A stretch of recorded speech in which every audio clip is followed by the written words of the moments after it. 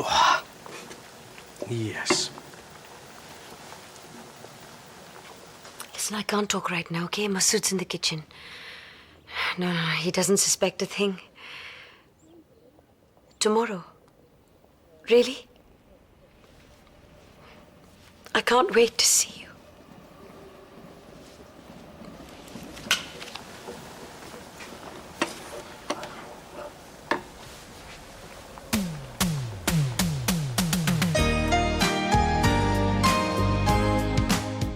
The 80s are back, and it's criminal. Gene Hunt and Alex Drake uncover dark secrets in the new series of Ashes to Ashes. Don't miss it tonight at 9.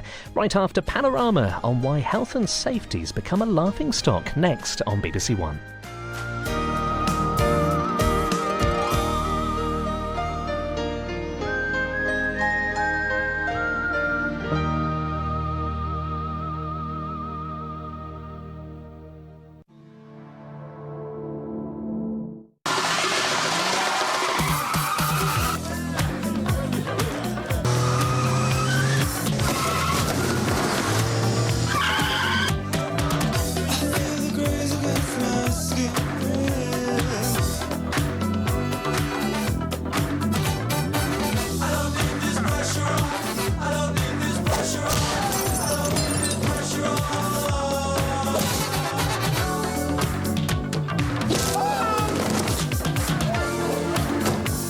The 80s are back, and it's criminal.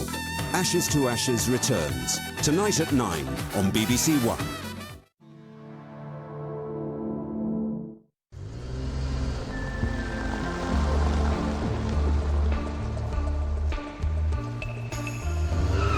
So take a trip back to 1982 with Gene, Alex and the boys getting to the naked truth on the streets of Soho. Ashes to Ashes, the new series, just half an hour away, here on BBC One. Hello, I'm Jeremy Vine, and this is Panorama. Fasten your safety belts, helmets on. It may be easy to make fun of our health and safety culture, but does that make it wrong? So here I am, I'm now ready to tackle the north face of the Eiger, or climb a ladder as we call it in English. You might think the best way to avoid injury here would be not to climb on the gravestones.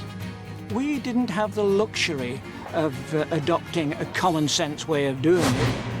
And should musicians really be looking over their shoulders for the health and safety police?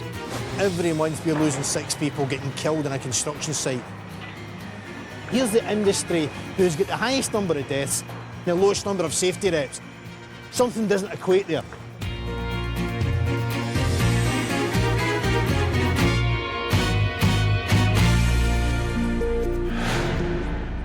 Once, health and safety had a simple and noble aim: reducing horrific accidents and fatalities at work.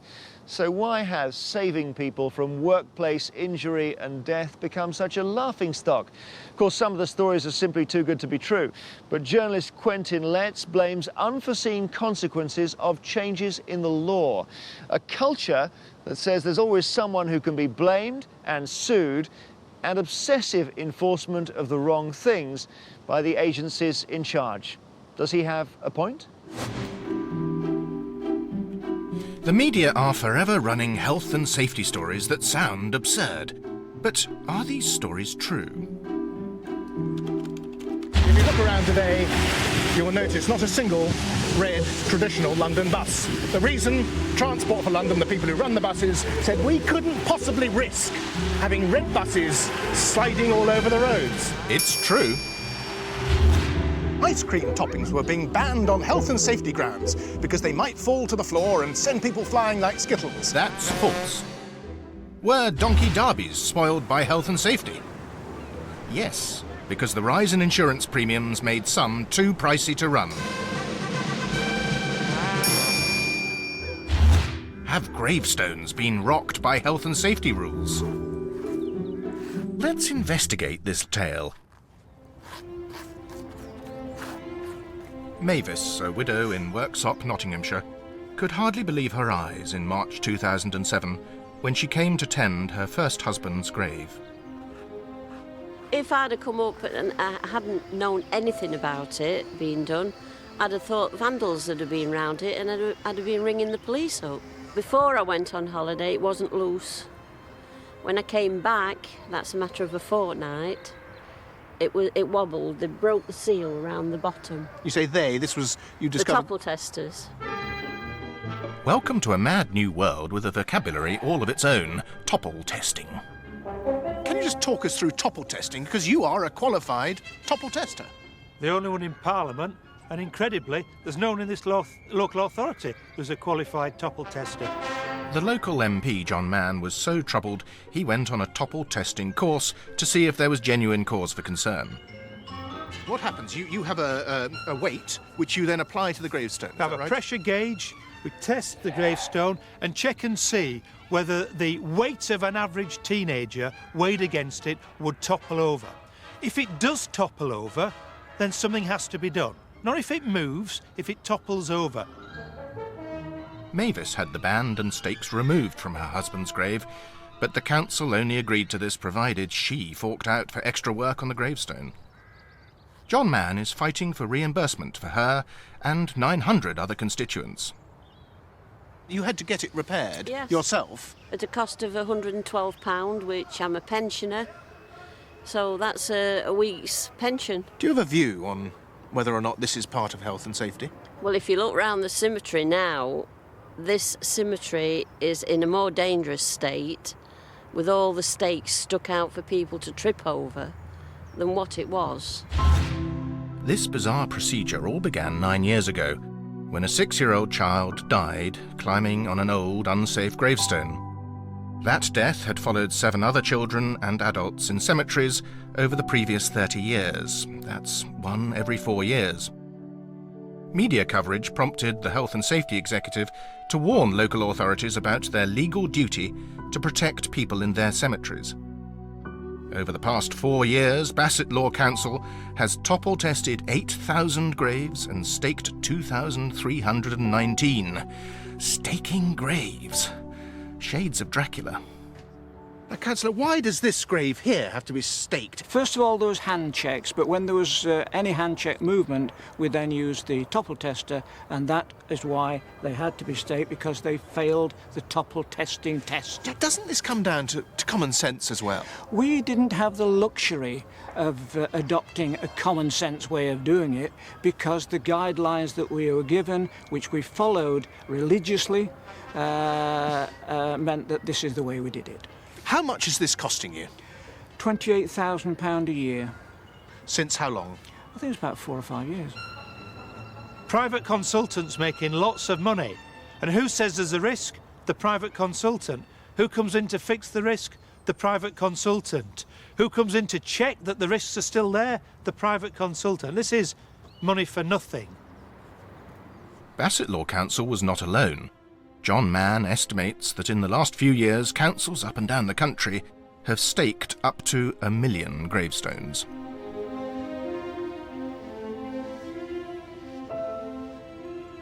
We spend our whole lives being told what to do by council departments. And they're even going to get us in death. That's really the most terrifying thing about all this. They pursue you beyond the grave. Thankfully, after a public outcry from families, health and safety guidelines on graveyard risks were softened. What we circulated was what we thought was common sense guidance. Some people, not all, but by any means, but some overinterpreted, went over the top with the way they approached that. And as a result of that, we've withdrawn the guidance that was being misinterpreted. So you realised perhaps that you went too far, you goofed? I think we did it, as always, we do things with the best of intentions. But then we, like every organisation, are not perfect.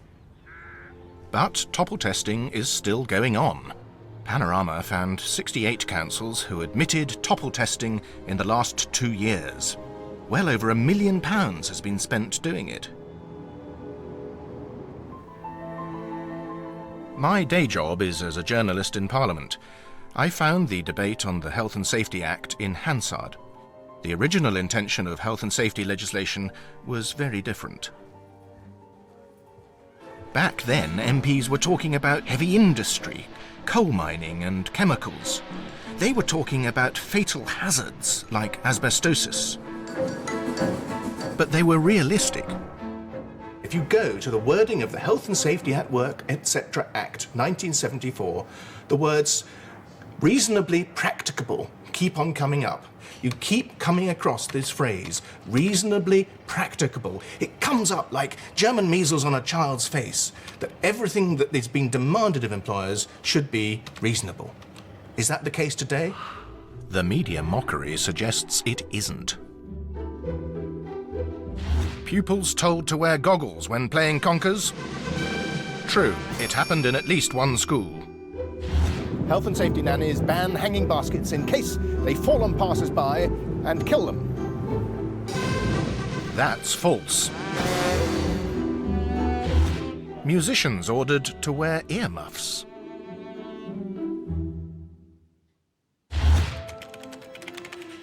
Well, let's investigate this last tale. It's a useful way of looking at how a well-intentioned law gets put into effect. The Control of Noise at Work Act is based on directives from Brussels. The Health and Safety Executive applies them here. The level at which employers must provide hearing protection is now 85 decibels daily or weekly average exposure. Just how loud is that? Researchers tell us it's the sound of lively conversation or heavy traffic. I used the decibel reading application on my phone to help me get a handle on noise levels in everyday life. Rather revealing. Here we are standing in the middle of Piccadilly Circus in the heart of Empire, and the ambient noise is 91, 93 decibels. So is this really workable? Wodges of paperwork produced by the HSE and graphs that you need to be Stephen Hawking to understand. In the theatre, one of Britain's main industries, they're going to struggle to cope with this. Oh, yes, it is. Oh, no, it is not. The noise regulations apply now in theatres, pop festivals, even school music lessons and concerts. If 85 decibels is enforced to us, and I can't imagine any orchestra could really truly function by sticking to that level. If it's a daily exposure average, we'd be reduced to playing quiet Mozart all the time. We wouldn't be able to take on Mahler or Beethoven or Shostakovich or any of that stuff at all, because it's just too loud. Matthew Barley is one of Britain's best cellists. He plays classical concerts all over the world. At the beginning of the Elgar Concerto, it's marked very loud. You have to play... And if I don't play like that, it comes out like... And it's mundane and it's boring because I've had to turn it down. And when you play quieter, you put in less physical effort, your face changes, the emotion changes, it all changes. So by turning it down, you would have health and safety officials actually interpreting great works of art, which is totally insane.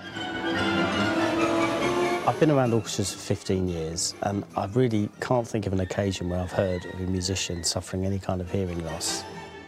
We're kind of looking at this, scratching our heads a bit, thinking, well, how are we going to make this work? We don't have any players going deaf, not in the orchestral world.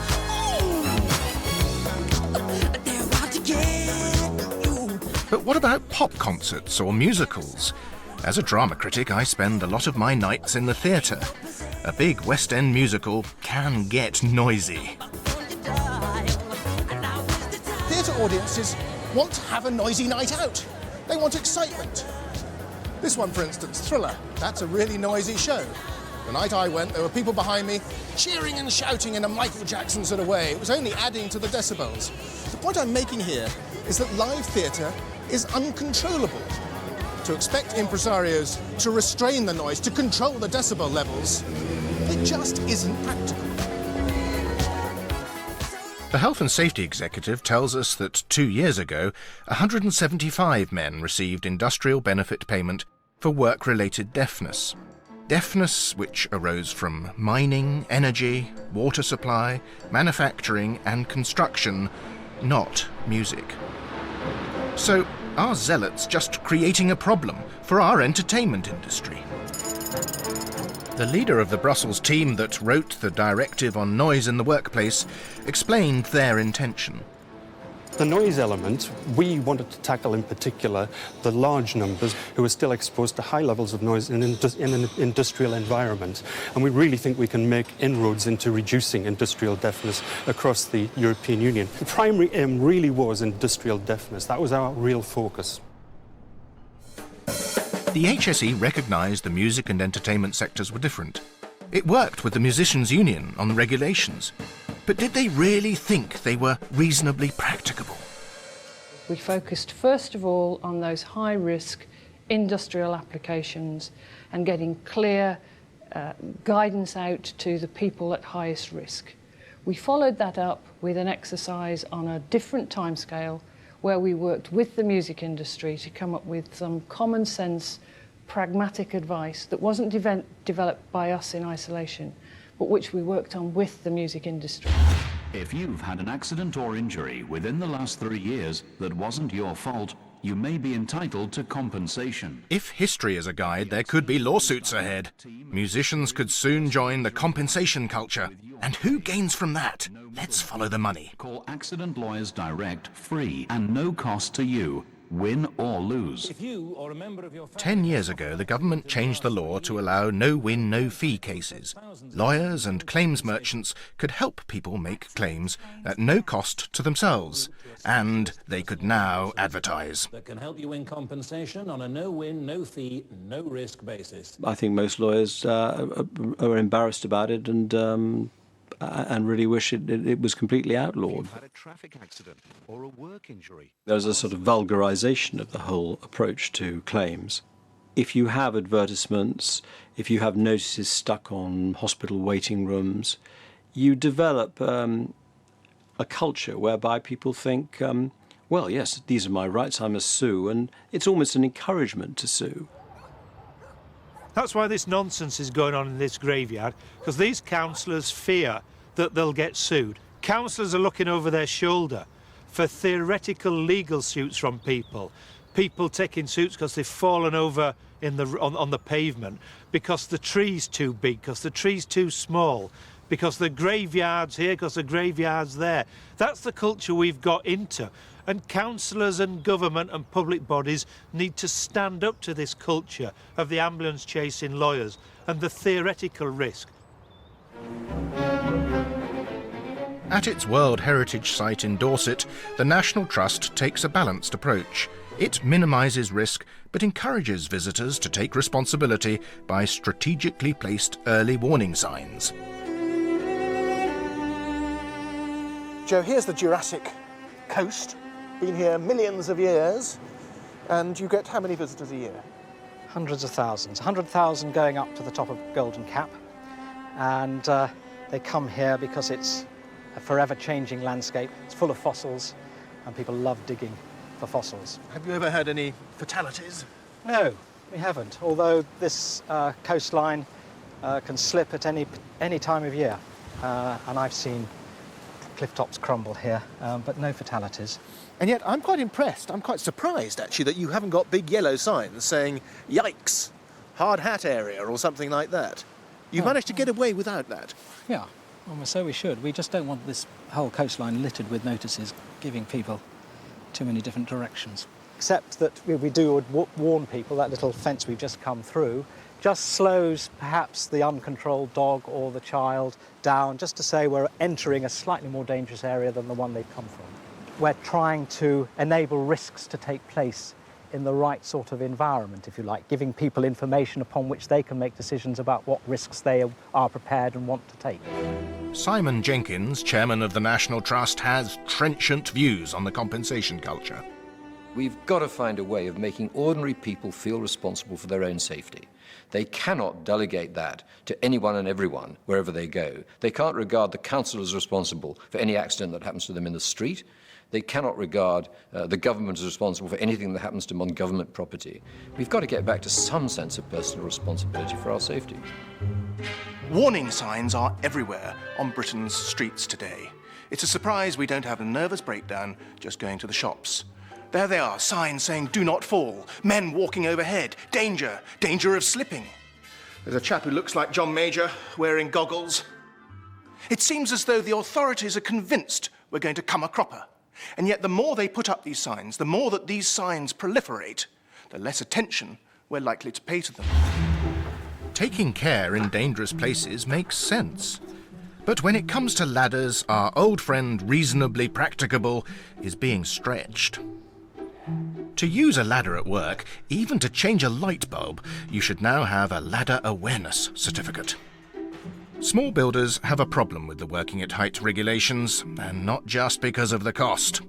The Brussels version covered a few pages. The British one ran to 27, and its language is tortuous. To see what's involved, I went on a one-day course. Yep.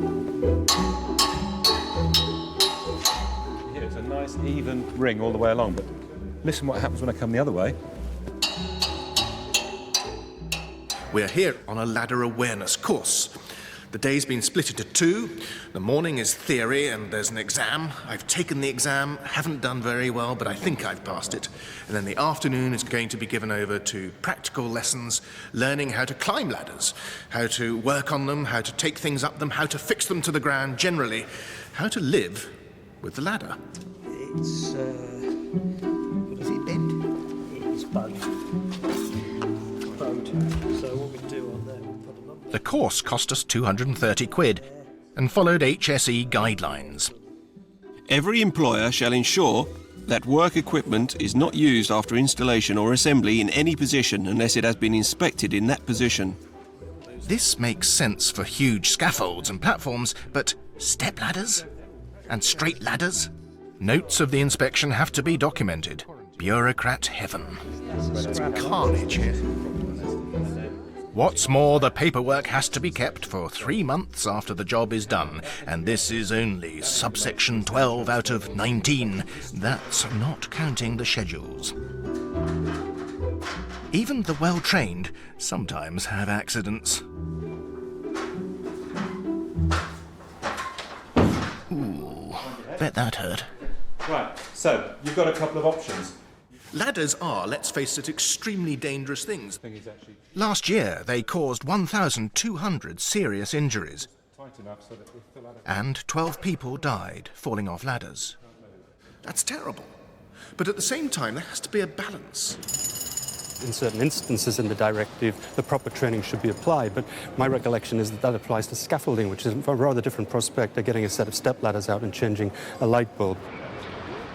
In Europe, we're all supposed to work to the same regulations, so we asked Belgian builders if they were trained to go up step ladders. Est-ce que c'est pas une perte de temps, une perte d'argent? C'est quelque chose d'acquis quand on travaille sur le chantier, ça. On est tellement habitué à monter sur des escabeaux aussi, que finalement, on n'en voit pas la nécessité de suivre un cours, une formation pour cela. Up I go, a bit further still. Wobbling around like mad. And I've reached the top, so far without incident. We've survived. But by fretting about lower level of risks, step ladders, trumpets, gravestones, the sharp end of things may go neglected. At a London building site with a good safety record, I spoke to Alan Ritchie about health and safety on construction sites. The main issue has got to be where people are being killed every week and being injured. That's where the health and safety has got to really concentrate on. Every month we're losing 6 people getting killed in a construction site, and the health and safety executive are saying that over 70% of these deaths could have been avoided by proper implementation of the Health and Safety at Work Act. Some of us become exasperated by health and safety, but when you hear Alan Ritchie talk, you realise that health and safety can also be about lives, about avoiding accidents where people can die. Last year, around 230 people died in incidents at work, and over 28,000 people a year suffer serious injury as a result of work. In the last few years, that's started to flatten out a little bit. And that's why we are looking at new ways to stimulate further improvement. But the improvements are too late for one family. Stephen Burke, a 17-year-old karate champion, was working in a 60-foot-high sewerage tank. It was his job to clean inside the tank. But the health inspector who had come to check the site wasn't able to get inside the tank because he was not properly trained for being in a confined space. There was pressure to get the job done, wasn't there? They wanted the job finished for the Friday night, as he had the accident on the Friday morning. Can you tell us what happened? He went to work on the Friday morning. It was a very icy day, and he slipped off the scaffolding 60 foot down. And when Stephen came home at the very first night, he phoned his mentor up and he says, I don't like working in this tank with these fellas, you know. He says, none of them know what they're doing. Half the scaffolding is missing. All the boards are missing. No ladders, poor lighting. But he was just doing as he was told, and he turned up every day and went in the tank. When I seen Stephen, he was that swollen and everything. I ran out. I couldn't stay in the room with him. I was just horrified at the state of him. And there was Stephen, a boy in his prime. Just taken from us. In February, 3 firms were fined £350,000 for Stephen's death. Do health and safety inspections, as carried out by the Health and Safety Executive, help your workers? Oh yes, they do, but there are very, very few of them. There's hundreds of thousands of construction sites in the UK.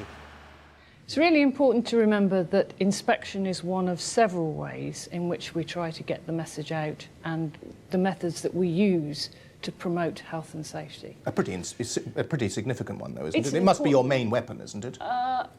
It's certainly a major factor and an important one, and that's why we regard the number of frontline inspectors that we have at any given time as being an important factor in our total resource. And they've gone down, is that right? The number went down slightly 2 or 3 years ago, but as of this month, it's back up to the number where we want it to be. By the end of this month, we'll have over 1,300 frontline inspectors. But there are so few inspectors that most building sites are only visited the equivalent of once in 10 years. Here's the industry who's got the highest number of deaths, highest number of injuries than any other industry in the UK, but yet it's got the lowest number of health and safety committees and the lowest number of safety reps. Something doesn't equate there. While building sites need more inspections, officialdom's BDI zeroes in on places like my ancient local church, where they want a £1,000 handrail installed for 2 steps. Is nothing sacred? OK, John, here we are in How Capel Church. You're the church warden. You've worshipped here all your life. Have you ever known an accident? No. Not to my knowledge, there's been no accident in either within or without the church. In the churchyard, for instance, no, there hasn't been. And that's 70 years? 70 years this year, yes. Dare we say it. Yeah, And now, here we've got a 17th century rood screen. Yes. And steps up into the chancel, which means railings. It does. Recommended by the architects working on health and safety regulations. That's right. To, what, put them in round this beautiful old bit of timber. The extra cost of health and safety, how does that make you feel? Well, I feel disturbed. And we interrupt this bulletin to bring you important news that my ladder certificate arrived in the post this morning. There it is, all done up, like an Oxbridge degree. Isn't it impressive? And it says that I'm now able to use step ladders and ladders. And I must say, I feel a great deal safer. I want my children here to learn about controlled risk. I want them to have the occasional bump and bruise on their bicycles, because otherwise they'll never learn to ride the things. And it's the same with risk in general. Controlled risk, controlled dangers within reason are obviously going to be a good lesson. And if we don't learn them, then we're only going to expose ourselves to even greater risks in the future. We know safety at work has a legitimate role. Industrial deaths must be kept to a minimum. But there's a deal to be done here. Unless we resist pointless meddling, unless we start taking more responsibility, safety will continue to be a joke, a dangerous joke. Standing on this historic wall of stone fingering out to the English Channel without a handrail to be seen, I feel as though I'm stepping back to a simpler age, before common sense was driven from our shores. Quentin Letts reporting there. And last year, the Commons Work and Pensions Select Committee severely criticised the lack of inspectors, especially on construction sites. The HSE are now recruiting 50 more, but that still means only 175 to visit several 100,000 sites. Next week, who'd be an NHS whistleblower? Daring to go public when the NHS fails us in its duty of care can come at a heavy price for career and reputation. Next on BBC One, the 80s are back and it's criminal. Could Gene Hunt be about to lose his grip? And will Alex ever get back to the future? Ashes to Ashes, the new series not to be missed next on BBC One. While BBC 4's weather season continues with snow.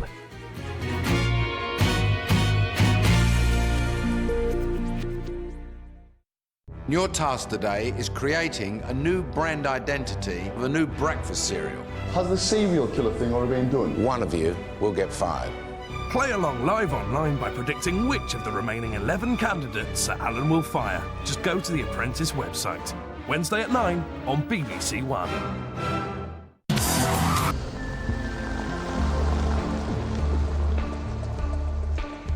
And brand new to BBC One right now, they're back and expect a raunchy ride as Soho reveals its dirty secrets in a seedy strip club. Ashes to Ashes is here, and it's hot news. Fears grow for the safety of Detective Inspector Alex Drake, who's been missing since 10 o'clock this morning. The police officer was last seen driving away from the South Bank after a failed attempt to apprehend a gunman. The police have named the gunman She's dead for sure. Leighton and have described him as armed and extremely dangerous. The search for Detective Inspector Drake continues, with police releasing a photo fit of the suspect. This bloke will be joining you by the end of the day. Put 5 minutes. She might be able to hear you. It's feared that he could be holding D.I. Drake as a hostage. Alex Drake has a 12-year-old. Cool. Over, it's time to reveal who you think is the weakest. I wonder where she is.